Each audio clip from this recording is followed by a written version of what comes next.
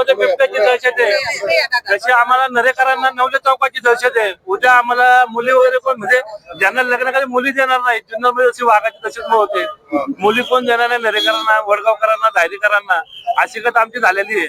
म्हणून याच्याकडे प्रशासनाने गंभीरतेने लक्ष घालावे ही आमची विनंती आहे नरेकरांची।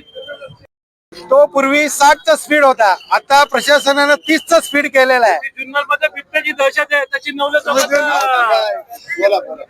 तर जे काय उपाय केलेले आहेत 30चा स्पीड करून हे काय तात्पुरती मलनपट्टी केलेली आहे।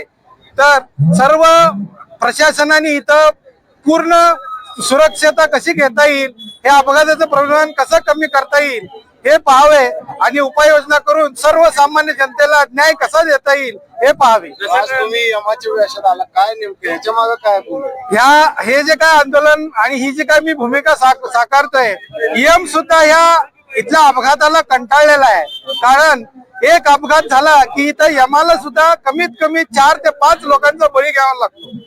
ते बळी असे असतात की त्यांची काही चूक नसते, तर ते नाहक बळी इथं पडतात। हे कुणामुळे पडतात तर प्रशासनाच्या चुकीमुळे पडतायत।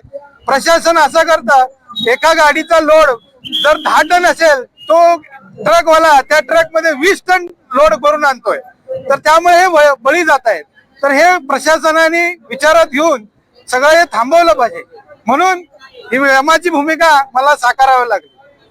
फक्त मृत्यूचा तमाशा बघत आहे, निष्पाप व्यक्तींचे जीव जात आहेत, यांना जाग येणार कधी? 5-5 पंचवार्षिक झाले, आमदार खासदार सर्व देत आहेत, महापौरचे केंद्रीय मंत्री झाले, परंतु यांना प्रशासनाला काही पडलेलं नाहीये। फक्त राजकारण करून चालणार नाही, सर्वसामान्यांचा जिव्हाळ्याचा प्रश्न, नवले ब्रिज आणि त्याच्या आजूबाजूचं सैवारस्ते मोकळे झाले पाहिजे। वाद्यामध्ये होत आहे, नरेमध्ये का होत नाही? स्वामीनारायण मंदिर पैसे का होत नाही?